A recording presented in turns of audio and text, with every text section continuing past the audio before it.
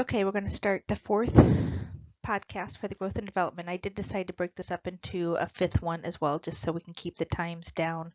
Although I feel like we're getting to be a little bit of a broken record as we're progressing through, but we're going to focus on school aged and adolescents in this podcast.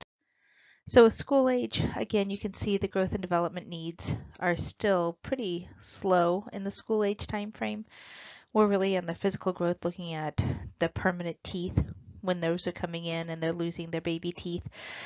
With the weight increase, I don't know why I switched this on this slide. You can see here it's 2 to 3 kilos per year. So don't forget that it's the pound to kilo conversion. So it's actually a little bit more, but not much. It's still really about a 4 to 6 pound weight gain a year. So it's pretty consistent. You can see that the girls are going in their physical growth, going to go into their pubescent changes earlier than the boys. So for some, it's actually as early as 10 to 12. We'll talk more detail when we get to the adolescents about some of that. Refinement of coordination is really happening. A lot of kids at this ages are really starting competitive sports, and it is pretty impressive, their motor development. Visual acuity should be straight on with the 20/20 at this point, and we will visually correct if we need to. We'll actually visually correct anywhere up to this point, but we don't expect kiddos below 6 to really have a 20/20 visual acuity at that point. Kiddos should know left from right by the time they're 6. They really have a sense of time by the time they're 7, although I think they're getting a little bit better or getting used to that a little bit earlier. But you can see their cognitive ability is really tremendously increasing as they go through these school age years. Then with the prepubescent, this is really about the 2 years preceding puberty. And since puberty is different for every age kid, there's not a true set time frame. You'll also hear we call these kiddos kind of those tweeners. They're not really school age, but they're not really teenagers or adolescents yet.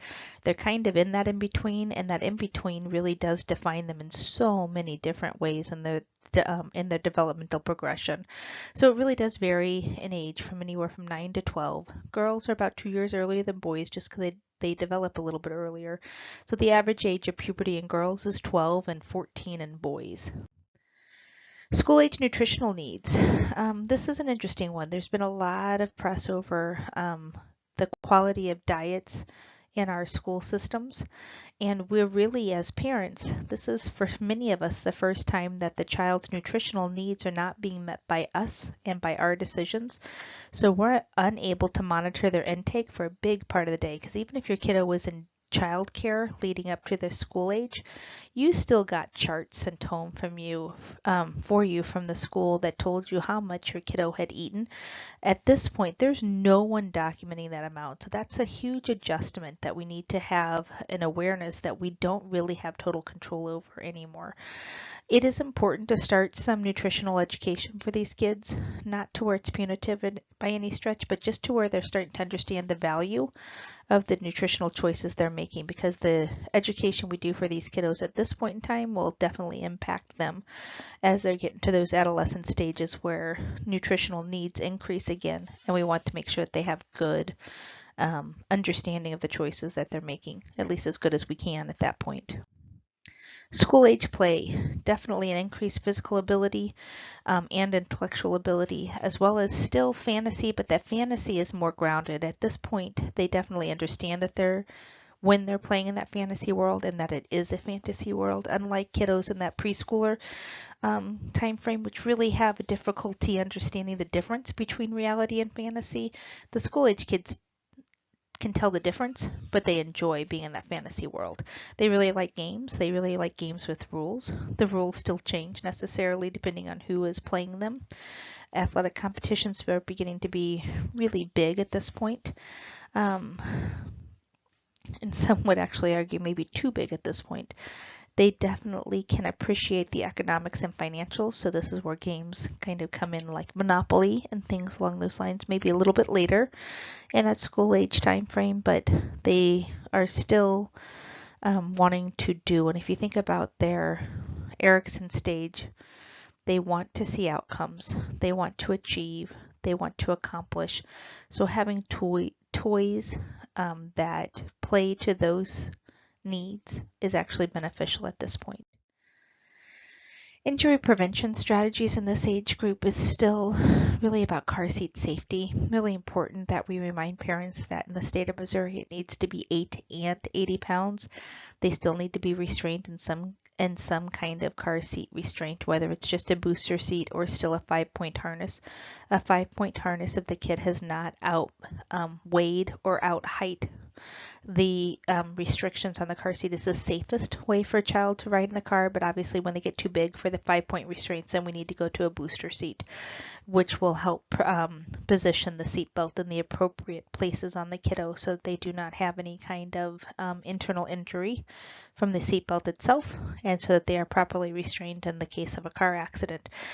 The American Academy of Pediatricians actually suggest that children not sit in the front seat of cars until they're at least 13. The National Highway Traffic and Safety Administration says not until they're the driver. So that is a little hard for many families to actually follow because kids want to sit in the front seat. One of the other big things from injury prevention with this age group is just the use of helmets. They need to wear helmets anytime that their little noggin might get knocked down, like bike riding and skating and skateboards and scooters, things along those lines. Many families are not very good with this. We want to also be very careful with water safety. We definitely want them to have their life jackets on, especially around lakes and rivers. If they do not know how to swim, they need to not be unsupervised in a pool. We want to make sure we're locking up all firearms. Education about if someone touches them inappropriately. This is a time frame for all of those conversations to really be taking hold. Now moving into the adolescent, and in particular the adolescent male, you can see the list of the physical changes. This is definitely a time of tremendous growth and change. The nutritional needs during this adolescent time frame actually increase, not quite to the level that they did when they were an infant, but close, as well as their sleep needs. And if you think about the typical lifestyle of an adolescent, they're most likely not meeting those needs. So we really need to focus on good nutrition and good health so that they can meet their growth needs appropriately. So this kind of steps through some of the physical changes that the male is going to make, and here are the physical changes that a female is going to make. One of the things that you have maybe been hearing more and more about is that girls are developing so much quicker, so much faster, so much sooner than girls did of bygone eras. And for a while, there was some thought that that was maybe driven by the hormone-fed milk and dairy and meat products that we ingest. And we actually think it does not have near as much to do with that as much as it does to do with the fact that we have such tremendous obesity in our country, and fat cells secrete estrogen, so they're actually having earlier development than they used to have. So you can see these ages are wide and varied. I mean, we look at the onset of menses can be anywhere from 10 to 16. That's a pretty big age difference between onset of menses. So a lot of that just has to do with body composition, family history, and the child's overall health. Some of the developmental changes from a cognitive, they definitely have the ability for very abstract thinking.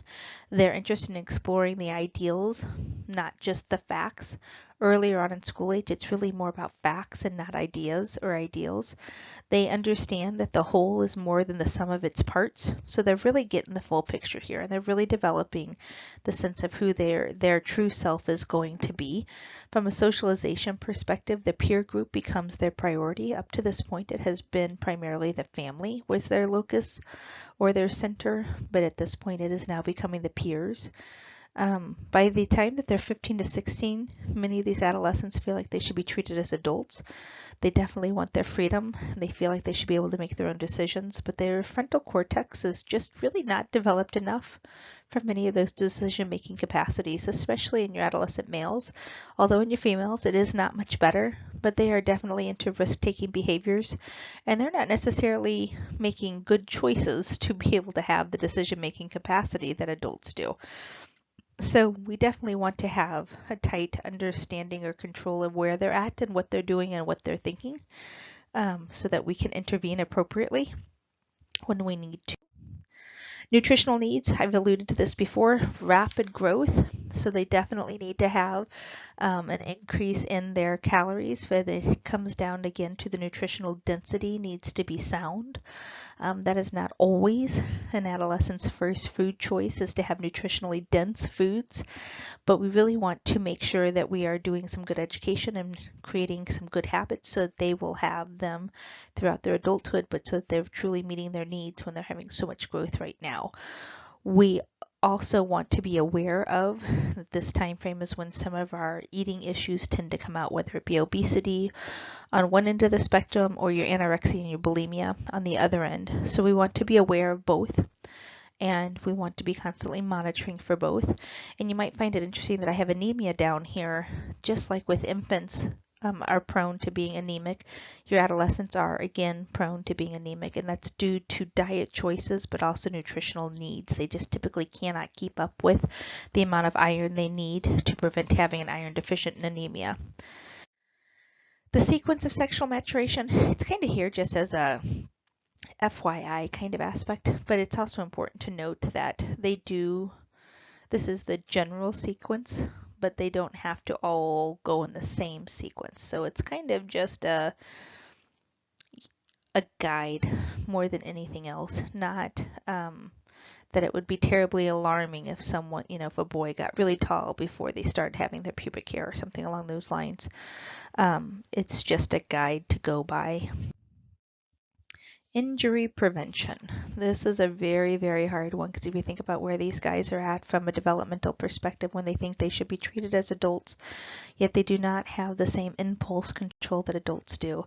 You can see why motor vehicle crashes, that's what MVC is, motor vehicle crash is still the #1 cause of death, which is closely followed, unfortunately, by suicide.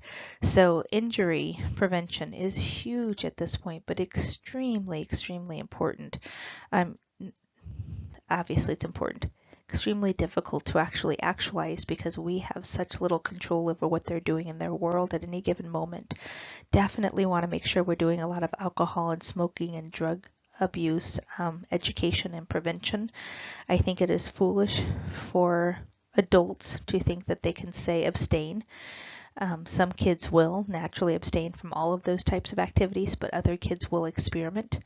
And experimentation, unfortunately, is a normal part of development at this stage. So I think it's really important to help kids have ways to get themselves out of situations that they have found themselves in, whatever those situations might be. I know with my own kids, one of the things I have told them is that I will come get them no matter what, no matter where, no matter when. I cannot promise that I will not be angry because I am human and I care about them, but I can always promise to get them and that we will have to have potential conversations. If I have to get them from some situations that I wish I wasn't having to get them from, but that I always want them to call me. So I think it's really important for adults who have adolescents in their world to create that open dialogue that can go both ways without judgment. As soon as a kiddo feels that they're being judged, they will shut down. And that is true whether we are the adult parent or the adult healthcare provider at that point. No one wants to feel judged, and adolescents are very, very sensitive to what they feel is being judged. It may not really be what our intention is at all, but they will read our nonverbal cues louder than they will read our verbal cues. So we need to be very cognizant of how we are presenting ourselves from the healthcare perspective to ensure that we maintain that trusting relationship with them. And I do not believe your book goes into this HEADS assessment.